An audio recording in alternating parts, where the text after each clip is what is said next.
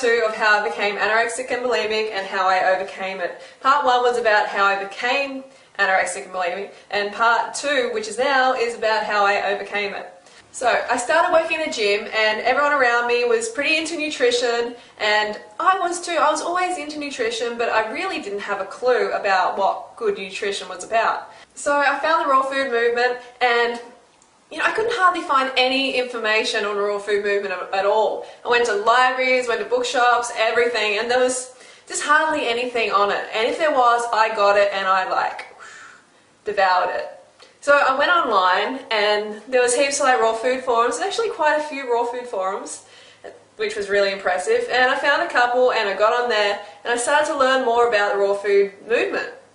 And in the start I was having cacao and high fatty dishes, which for my eating disorder at the time were not good at all. In my mind I was like, this is the way, this is the raw food is definitely the way that I'm going to cure myself of this urge to restrict my calories and to purge. But the high-fat version that I'd found just did not feel right. I wasn't feeling that much better than when I was eating a lot of shit. I was starting to feel kind of the same, to be honest, because my carbs were so low. My brain fuel, my carbohydrates were barely there. I was eating these cacao, avocado, creations, which were just full of fat, excitotoxins, neurotoxin, and basically it was leaving me undercarbed and not feeling my best at all. So I'm jumping around with these raw food creations thinking, hey, hang on, this is raw food and I should be feeling really vital, I should be feeling amazing. And I just wasn't getting that. So I looked around further, I'm like, there's got to be something more to this. I know this raw food thing is the answer, but I'm just not getting, the results that I feel I should be. So I searched around, I went to a raw food picnic, there was a girl there, she was eating 10 mangoes in a row, and I was like, she was really glowing, I'm thinking, this sister, she knows what's going on, something's going on here, what is she doing? So I gave her a raw interrogation, and she just, told me all about Doug Graham. Before that, I'd only heard of Doug Graham via one of the forums, which there was a guy in there and he was totally writing off Doug. He was hating on him big time. And, when people hate on other people like that, that just for no good reason, the guy is promoting fruits and vegetables, come on, how can you hate on someone like that? When people are hating like that, then I just sort of think, yeah, this person loses all credibility in my eyes. And they're not trying to help anyone, they're just trying to put someone down. So I researched further on Doug Graham because he was talking about Doug Graham. He's going, oh, Doug Graham this, Doug Graham that, he's this and that. I'm like, alright buddy, just put some fruit in that mouth and carb up, will you?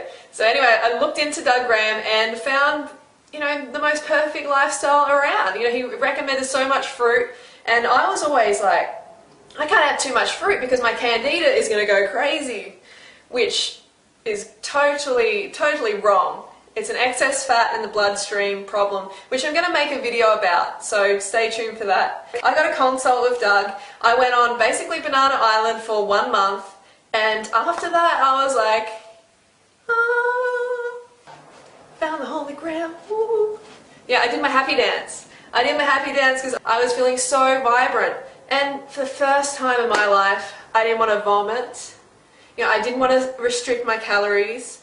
I was seeing my skin clear up, I was seeing my eyes clear up, I was seeing my energy just go through the roof. I was basically just feeling like I'm just walking on air, I'm feeling amazing here.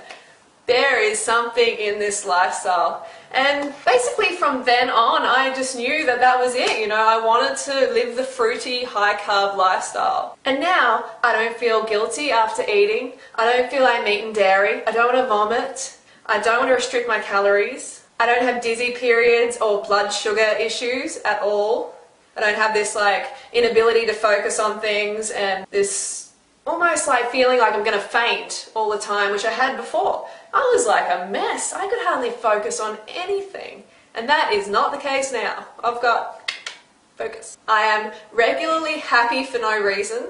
The urge to binge on crap to the point of pain, gone. Totally gone. And it's all, a lot of people are like, oh no, eating disorders, they're mental, people have got a psychological problem and rah rah rah. Okay, That I really, really don't agree with. Maybe if that person's brain's been glucose restricted for long enough, for that many years, they may have got brain damage. I don't know, but possibly. But I'm talking about 99% of the people with eating disorders who actually are just undercarbed. I know this is going to sound like, oh no, that's too simple, blah, blah, blah, blah. For most people that is that simple, because if you're getting enough glucose to your brain via carbohydrates, then it's going to function properly. If you're not, then it's not going to function properly. That's how it goes. But I hear a lot of people saying, oh, but how do you bridge that gap between, wanting to actually nurture yourself and get that glucose to your brain? Well, that can be difficult. For me, it came out of desperation, and I think this happens for a lot of people. That urge to you're just like, well, I don't know what else to do. I'm at my wit's end. I just need to change now. And for a lot of people, that's what does bring them to a healthier way of living. So for me, I had to change, or else I don't know where I'd be today. Honestly, I needed to get my head together, and I was getting to the point where I had so much pain attached to what I was doing that one day I just went, take a step back, you've got to look at your life. And when that doctor said to me, you're anorexic, your BMI is anorexic, and you got to change now. That was a real wake-up call for me. That was huge for me, and that was a turning point. And after that, I began to educate myself. I really wanted to look after myself really well, but I didn't want to put on weight. Ooh, didn't want to put on weight. That was it. That was everything. And so when I came to the raw food lifestyle, I'm like, yeah, this is going to be it. How can I put on weight with fruit and vegetables? No worries. This will be awesome. And it is awesome.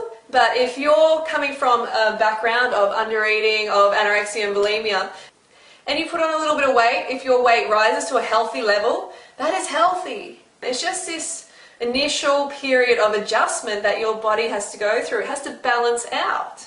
So it's important to remember that. And when I first started, my weight was, fluctuating, as I've said in other videos. But I knew that I felt so good. I didn't have this binging urge anymore. I didn't want to, vomit. I didn't want to restrict my calories. Oh, I didn't have to, because I was just feeling so satisfied. And I was starting to think, oh no, is this working? I don't know, I'm putting on a bit of weight. This might not be the lifestyle for me. But then this other voice came in and said, hey, everything, there's so much improvements. Your energy, your digestion, your skin, the urge not to binge or purge or restrict your calories, it's gone. And for me, that was worth so much.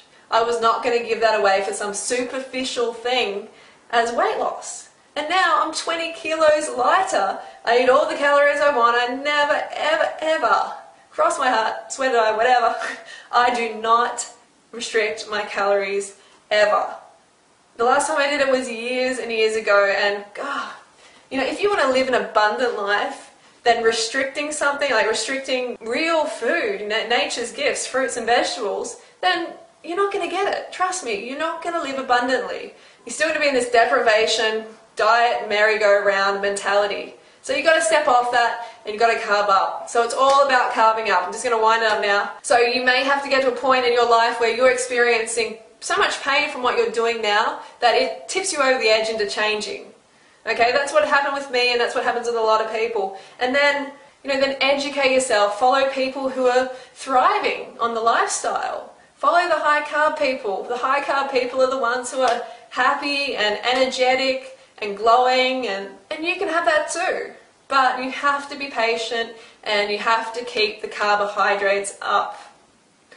Alright, so that's my story, and I don't know what else to say, but I am a different person to what I was 5 years ago. Completely different. I don't know myself.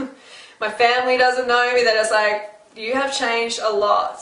So I've definitely found my happy place. I'm eating disorder free, and you too can be as well. Don't hurt yourself.